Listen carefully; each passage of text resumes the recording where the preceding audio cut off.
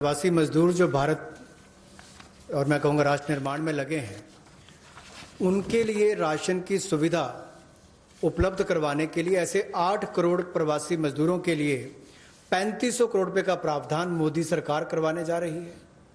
जो national food security act में नहीं आते या जिनको राज्यों का राशन कार्ड नहीं मिल पाता या उसकी बेनिफिशियरीज लिस्ट में नहीं है, वो भी इससे वंचित ना रह जाएं। ऐसे 8 करोड़ प्रवासी मजदूरों के लिए 3500 करोड़ रुपए का प्रावधान, यानी कि उनको 5-5 किलो गेहूं या चावल मिलेंगे और साथ में 1 किलो चना, प्रति फैमिली 1 किलो चना और प्रति व्यक्ति 5 किलो गेहूं और चावल भी अगले 2 महीनों तक मिलते रहेंगे।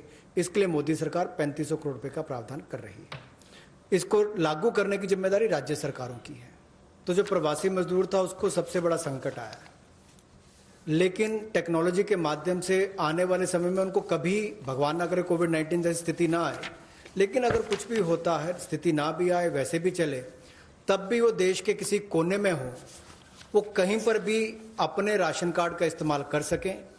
One nation one ration card, ये योजना हम लाने वाले हैं और इसके माध्यम से आप देश के किसी कोने में भी किसी भी उचित मूल्य की दुकान से अपना राशन ले सकते हैं, जिसको हम डिपो भी कहते हैं, राशन डिपो भी कहते हैं, ताकि राशन वितरण प्रणाली से जो आपके हिस्से का आप उसको ले पाएं।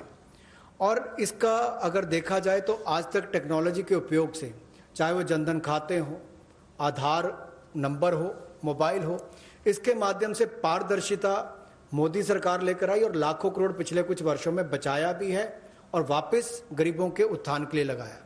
तो इससे भी जहां गरीब को लाभ मिलेगा देश के किसी कोने में राशन लेने के लिए, वहीं पर देखा जाए तो 23 राज्यों में 67 करोड़ बेनिफिशियरी जो हैं, वो 83% पीडीएस की पॉपुलेशन वो अब तक इस पे कवर हो चुकी है और मार्च 2021 तक हम 100% उसको कवर कर लेंगे नेशनल पोर्टेबिलिटी में, ताकि वो देश के किसी कोने में जाकर भी अपने राशन कार्ड का इस्तेमाल कर सकें।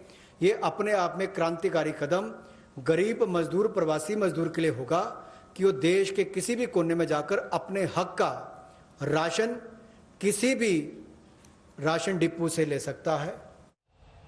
तो एक देश एक राशन कार्ड, ये बड़ी पहल की गई है, लेकिन इस बीच जल्दी से आपको सुना देते हैं यूपी के मुख्यमंत्री योगी आदित्यनाथ आज के ऐलान पर क्या कह रहे हैं। फेरी नीति से आच्छादित होने वाला ठेला, खोमचा, रेहड़ी, पटरी व्यवसायी जिस पे मार पड़ी है, ये डेली कमाने वाला वर्ग है। हम लोगों ने उत्तर प्रदेश में पहले ही इन सब को आच्छादित करके खाद्यान्न के साथ साथ इन्हें भरण पोषण भत्ता देने की व्यवस्था की और मैं आभारी हूं कि आज इन सब को इस पैकेज के दायरे में ला करके इन्हें 10,000 रुपये तक का लोन देने की, आसान किस्तों में लोन देने की व्यवस्था इस पैकेज में देने का कार्य हुआ है। देश का लगभग 4 करोड़ यह ठेला और पटरी व्यवसायी इससे लाभान्वित होगा और कोरोना संकट के उभरने के साथ ही उसे अपना व्यवसाय तेजी के साथ आगे बढ़ाने में मदद मिलेगी। आइए आपको दिखा देते हैं, बीते दिन से ही घमासान का ऐलान हो चुका है। ममता बनर्जी ने बिग जीरो कह दिया प्रधानमंत्री के इस आर्थिक पैकेज को, तो वहीं पी चिदम्बरम भी आलोचना कर रहे हैं। क्या जवाब दिया है बीजेपी ने, पहले सुन लीजिए। দেখুন, প্রধানমন্ত্রী যখন বলেছিলেন 20 লক্ষ কোটি টাকার প্যাকেজ করা হচ্ছে, আমরা একটা আশান্বিত হয়েছিলাম। কিছু তো হলোই না, উপরন্তু ভাওতার পর ভাওতা। এটা কি? দেশকে এইভাবে ভাওতা দেওয়ার মানেটা কি? जो राज्य अपने राज्यों की एमएसएमई की, देखिए कई चीज राज्यों के ऊपर हमने डिस्कम को रियायत दिया है, डिस्कम को चलते रहे इसकी चिंता किया है। उस राज्य की जिम्मेवारी उस राज्य में सस्ते दर पे बिजली पहुंचाए, बिना दिक्कत की बिजली पहुंचाए, तो वो तो राज्य की भी काम है ना। अपने जिम्मेवारी से भागने से काम नहीं होगा। The government must spend more, but it is not willing to do so.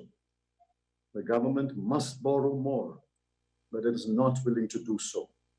The government must allow states to borrow more and spend more, but it is not willing to do so. Except for the modest MSME package, we are disappointed with today's announcements. आलोचना है, आज की क्षण में सिर्फ आलोचना करने के लिए विपक्ष आलोचना करती है, उनके पास कोई ठोस सुझाव नहीं है, कोई मौका नहीं। चिदम्बरम साहब तो 5-6 लाख करोड़ रुपया की स्टिमुलस मांगे थे, प्रधानमंत्री जी ने तो 20 लाख करोड़ रुपया की स्टिमुलस दिए। बचा क्या है उनके लिए कहने के लिए? अपने हताशा भाव वो कह रहे हैं, उनको छोड़ दीजिए।